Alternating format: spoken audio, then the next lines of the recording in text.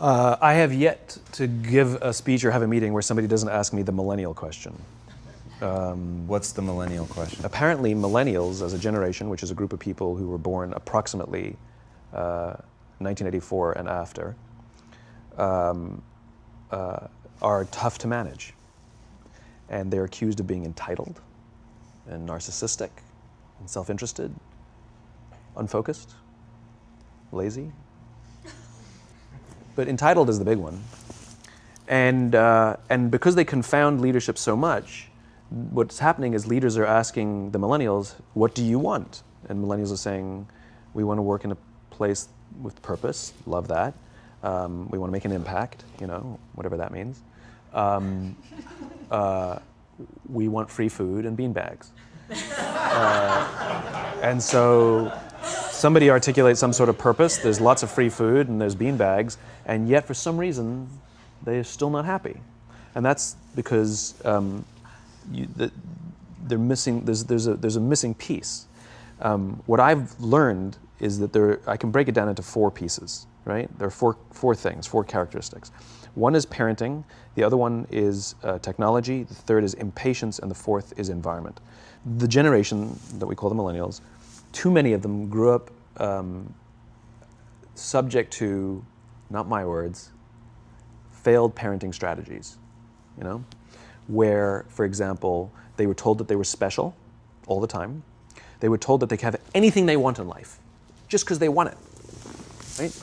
They were told, some of them got into honors classes, not because they deserved it, but because their parents complained. And some of them got A's, not because they earned them, but because the teachers didn't want to deal with the parents. Some kids got participation medals. You got a medal for coming in last, right? Which the science we know is pretty clear, which is it devalues the medal and the reward for those who actually work hard. And it actually makes the person who comes in last feel embarrassed because they know they didn't deserve it. So it actually makes them feel worse, right? So you take this group of people and they graduate school and they get a job, and they're thrust into the real world, and in an instant, they find out they're not special, their moms can't get them a promotion, that you get nothing for coming in last, and by the way, you can't just have it because you want it, right? And in an instant, their entire self-image is shattered. And so you have an entire generation that's growing up with lower self-esteem than previous generations. The other problem, to compound it, is we're growing up in a Facebook, Instagram world. In other words, we're good at putting filters on things. We're good at showing people that life is amazing even though I'm depressed, right? And so everybody sounds tough, and everybody sounds like they got it all figured out. And the reality is there's very little toughness, and most people don't have it figured out. And so when the more senior people say, well, what should we do? They sound like, this is what you got to do. And they have no clue, right?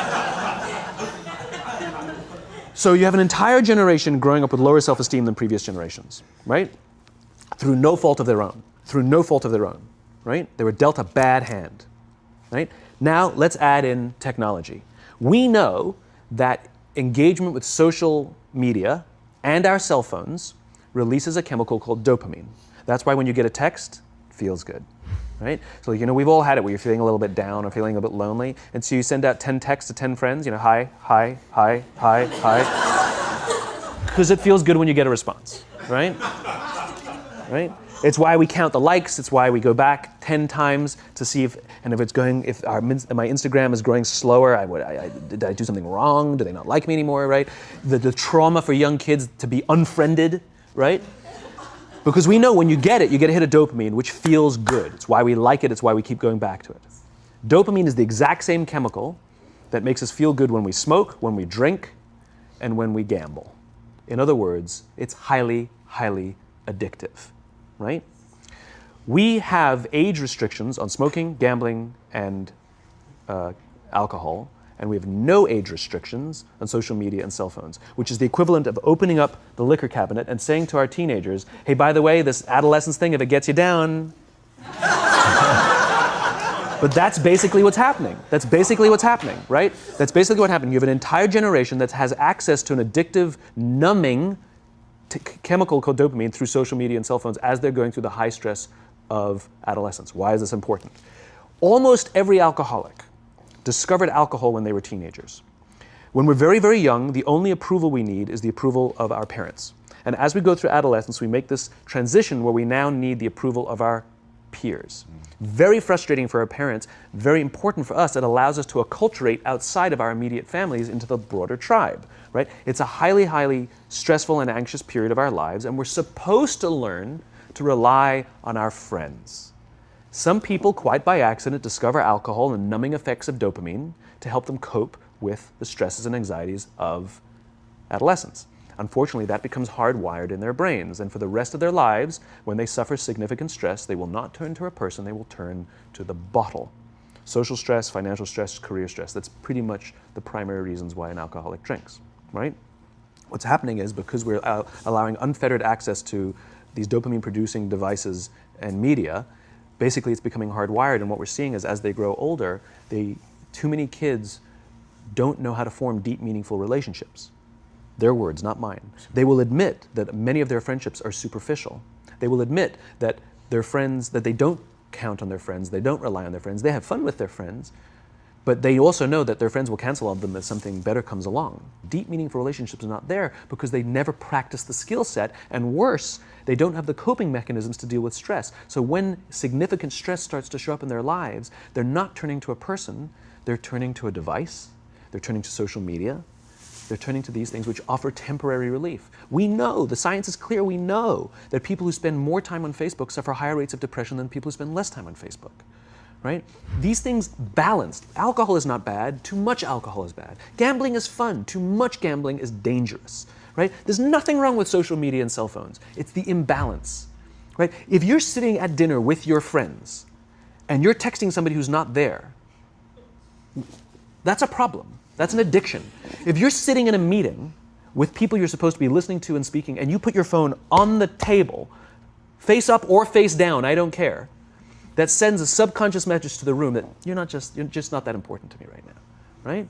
That's what happens. And the fact that you cannot put it away is because you are addicted, right? If you wake up and you check your phone before you say good morning to your girlfriend, boyfriend, or spouse, you have an addiction. And like all addiction, in time, it'll destroy relationships, it'll cost time, and it'll cost money, and it'll make your life worse, right? So you have a generation growing up with lower self-esteem that doesn't have the coping mechanisms to deal with stress, right? Now you add in the sense of impatience, right? They've grown up in a world of instant gratification. You want to buy something, you go on Amazon, it arrives the next day. You want to watch a movie? Log on and watch a movie. You don't check movie times. You want to watch a TV show? Binge. You don't even have to wait week to week to week, right? I know people who skip seasons just so they can binge at the end of the season, right? Right? You don't have to learn the social coping mechanisms, right? Everything you want, you can have instantaneously. Everything you want, instant gratification, except job satisfaction and strength of relationships. There ain't no app for that. They are slow, meandering, uncomfortable, messy processes. And so I keep meeting these wonderful, fantastic, idealistic, hardworking, smart kids. They've just graduated school. They're in their entry-level job. I sit down with them and I go, how's it going? They go, I think I'm going to quit. I'm like, why? They're like, I'm not making an impact. I'm like, you've been here 8 months. You know? It's as if they're standing at the foot of a mountain and they have this abstract concept called impact that they want to have in the world, which is the summit. What they don't see is the mountain. I don't care if you go up the mountain quickly or slowly, but there's still a mountain. And so what this young generation needs to learn is patience. That some things that really, really matter, like love, or job fulfillment, joy, love of life, self-confidence, a skill set, any of these things, all of these things take time.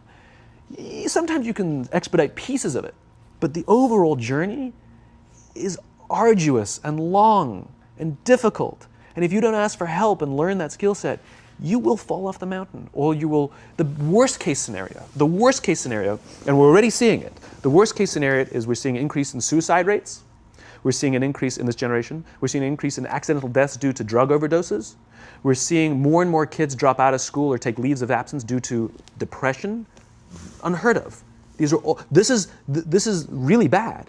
The best case scenario, those are all bad cases, right? The best case scenario is you'll have an entire population growing up and going through life and just never really finding joy. They'll never really find deep fulfillment in work or in life.